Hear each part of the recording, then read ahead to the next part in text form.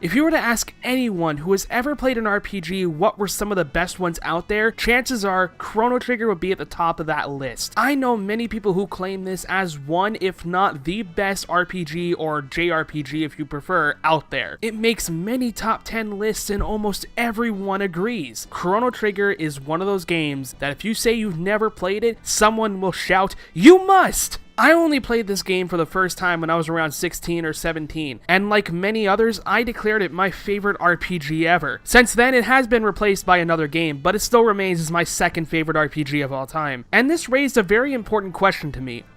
Why? Why do so many people praise this game as one of the best? What makes it so different from the other games of the genre at the time? And why did I put this so high on my list? Well, that's what I'm here to talk about today. For anyone who has followed me on my channel, you know my usual style. I'll talk about the story, gameplay, presentation, and then head to the ending of the game. This time, however, I want to do things a little bit differently. I'm going to look at each aspect of the game, but instead of just talking about it, I'm instead going to figure out how and why Chrono Trigger is unique amongst the others who share the same concepts. Well, you guys have waited long enough. Let's finally delve into the world of Chrono Trigger.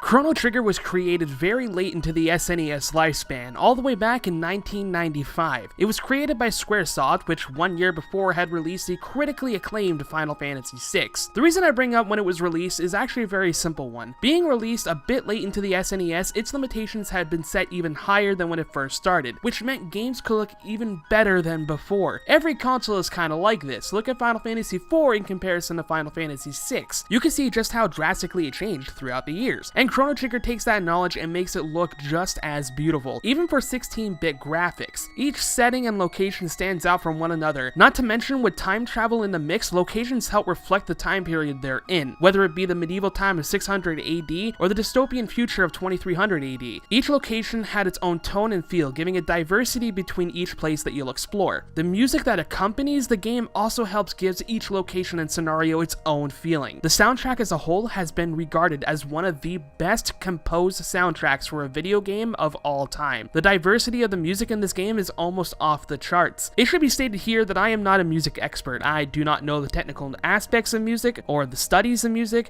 or things of that nature, but I'm still not shy to different types of style and genres that exist, which is what I mentioned before. Chrono Trigger's soundtrack is one that contains many varieties of music that I have ever experienced in an RPG, let alone any game of all time. From the beautiful orchestrated main theme to the rock and roll bike chase theme, it never shies away from being unique from one another, and it sets the mood for whatever situation you'll be in. The combat takes its own spin on the turn-based style combat system that players back then had become accustomed to. Rather than running into random battles in whatever environment you're in, the game does something different, kind of. Most enemies are visible on the field, but some will catch you off guard or spring from the bushes. Once entering combat, however, the game does kind of look like a traditional RPG, but like mentioned before, there are a few interesting changes. The first being the style of combat. Before starting the game, you'll have a choice to select either having an active battle system or a wait battle system. This essentially affects the enemy's behavior in battle. Active will have the enemies attack even while you're making a choice in battle, and wait will have them not attack while making your choice, giving the player a bit of ease when making a decision. This could be a nice change of pace for someone who maybe want a little bit more of a danger in battle, or less for those who don't. The second new feature is the dual and triple tech moves. Each character in the game has the chance to learn combat abilities and even magic later on in the story. This is nothing new, but what is new is using each of the characters' techniques together. No matter what party you create, there is always a chance to use two characters' abilities for stronger attacks, and some of these fusion techniques are not messing around. This is interesting as it allows the player to mix and match the party that they want to experiment with. There is no wrong answer, which makes this game stand out far more than the rest.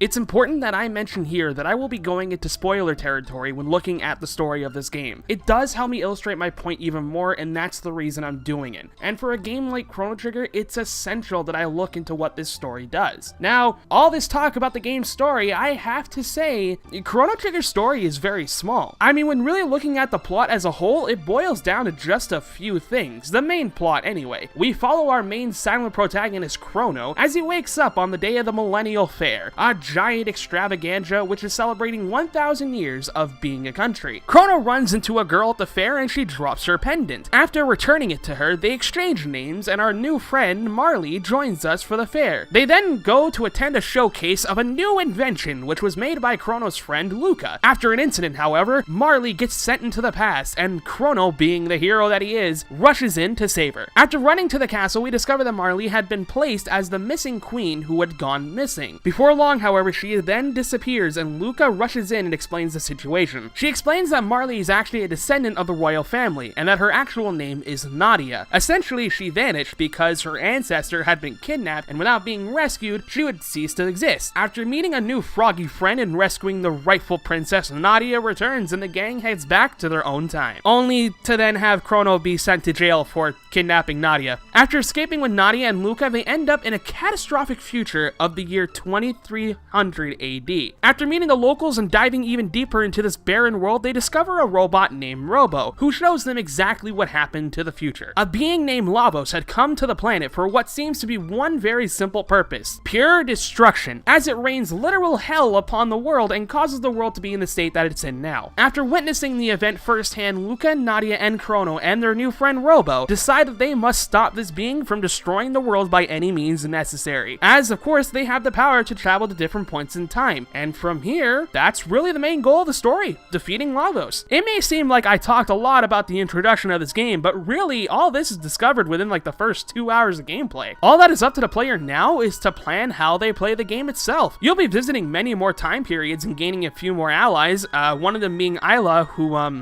I love dearly, and each ally that will be joining your party has their own arc, which will always somehow revolve around the main plot. Characters like Frog and Magus have their own quirl, and the more the player decides to visit each time period and explore its world, the more the story is revealed and bigger plot points come to the light. And while I did mention that I will be going into some spoiler territory for the plot, to some extent this is something that should be heavily decided by the player itself, because that's what makes this game stand out from the rest: the idea of choice and choosing what you want to do and what you want to discover. That being said, however, I do want to talk about one critical moment, which I kinda mentioned before, the one that'll help me explain what makes Chrono Trigger's story so special. So if you want to avoid the spoiler, I will put a time code in the video so you can skip to that time frame and just don't worry about it. But if you choose to continue, then allow me to. After receiving the epic and traveling through time, we meet a girl named Shara, who Magus has some affiliation with. We find out that the people in charge of the society that we are in are planning on reviving an ancient being using a type of machine. This being ultimately ends up being Lavos. So naturally, the gang tries to stop this plan from becoming an actuality. However, they are too late, and Lavos enters, and with this comes one of the most shocking moments of the game: the death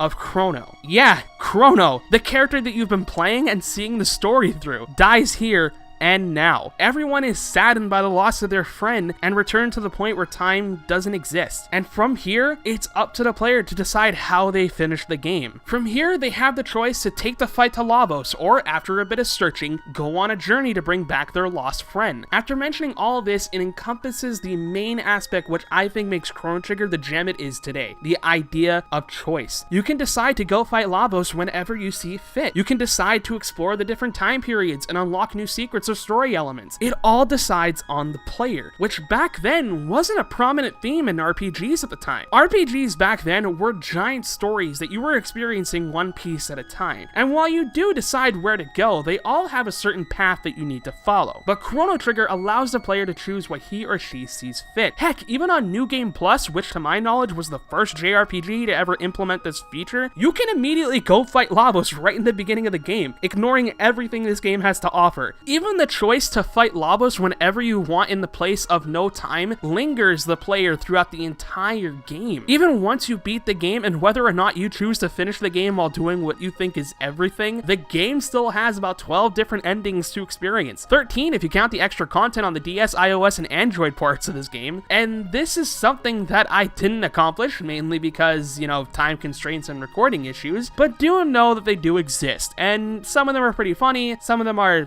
meh. The only bad thing I could say about this game's story is the reason for which Lavos is in the game itself. It just seems like it was thrown together in a last-minute attempt of coming up with a decent reason for it being there, you know, which would have been fine if that had been the theme throughout the entire game, but from my understanding, it really isn't. The final fight itself is actually not too challenging. Just stay calm and use whatever you learned in this battle. The game does end once the evil being is taken down, and all that's left to do for the player is to enjoy whichever ending they receive and decide whether or not they want to take the journey again.